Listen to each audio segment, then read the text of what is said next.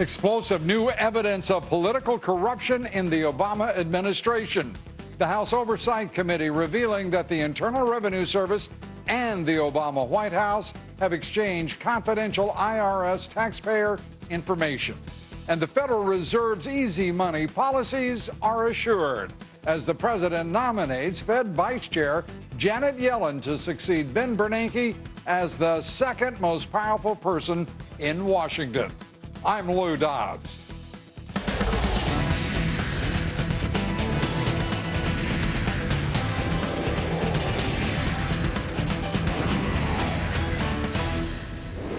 Good evening, everybody. Our lead story tonight, the Internal Revenue Service scandal is worsening for the Obama White House.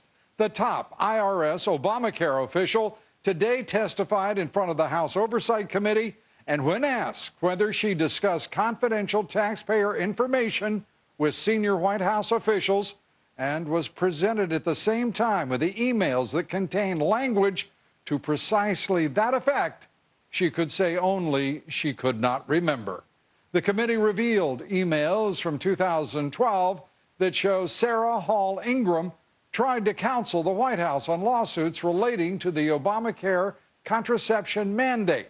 And in those emails, confidential taxpayer information appears to have been revealed and shared among Ingram and top White House officials.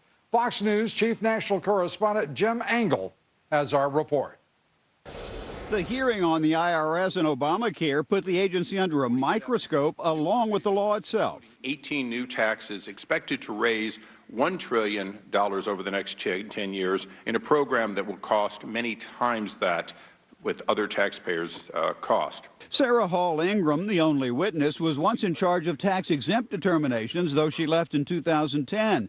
There were many questions today about the IRS blocking requests for tax-exempt status because the groups were politically conservative. Do you believe that Tea Party groups were indeed targeted?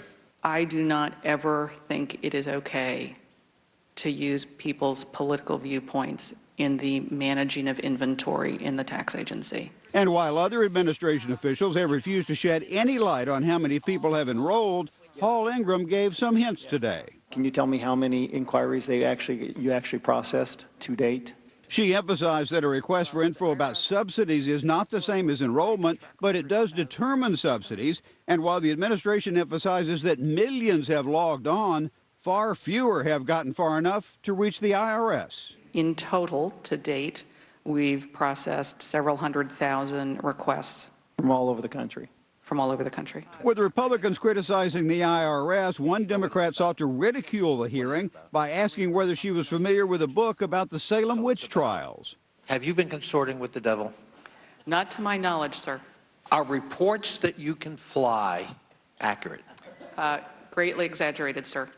Some of the last questions made it seem that maybe were done sort of in a joking manner, but this really is nothing to joke about. It's really kind of sad. He and others recounted letters from constituents all complaining about premiums going up hundreds of dollars a month. Mike from Hickory saw his premiums rise from $388 to $650. Phil from Forest City saw an increase, even though the policy was unchanged, saw an increase of 42%. One other point, Lou, the individual mandate is largely unenforceable because the IRS can't take any legal action whatsoever against those who don't pay.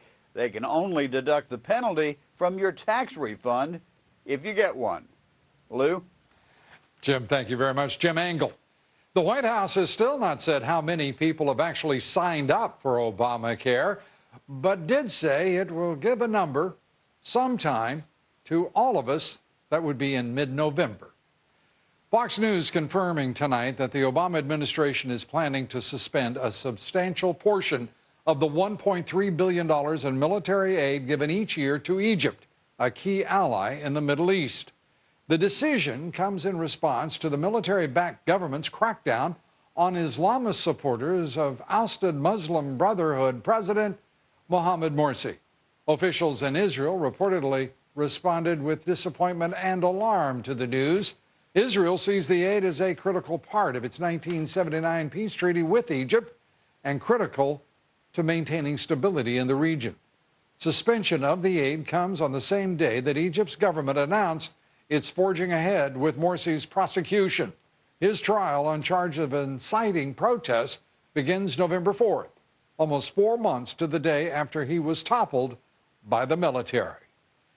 To the government shutdown now, day 9. Our elected officials aren't speaking to one another. There are no negotiations set, no major developments to report. But President Obama, who insists he won't negotiate, has invited all 4 congressional caucuses and conferences to meet with him at the White House. Fox News Chief White House correspondent Ed Henry has our report. As President Obama unveiled Janet Yellen as his nominee to lead the Federal Reserve, he tried to send the markets a signal of stability.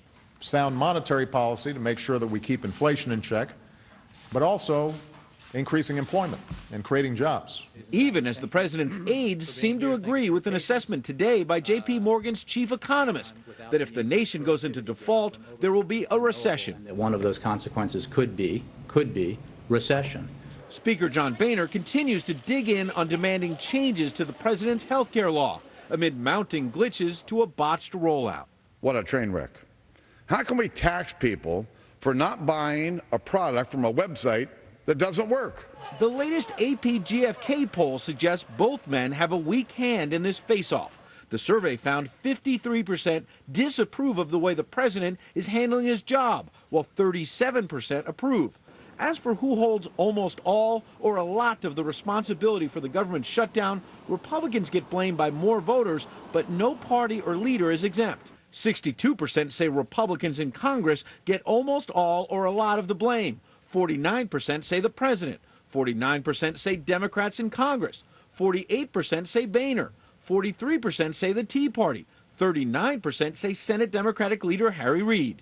We're happy to work with our Republican colleagues, open the government, pay our bills, we'll negotiate anything. Yet Reid and the White House were delivered a blow when Joe Manchin became the first Senate Democrat to break with the president's insistence to not negotiate over a potential default. Manchin telling reporters, quote, "People may be talking about no negotiation. You've got to negotiate. That's what we're here to do."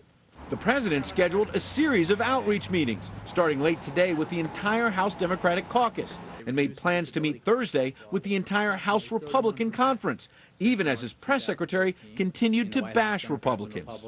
After Republicans agree to leave the matches and the gasoline outside of the room and sit down and negotiate. Boehner blasted the president's move to bring Republicans in at the 11th hour.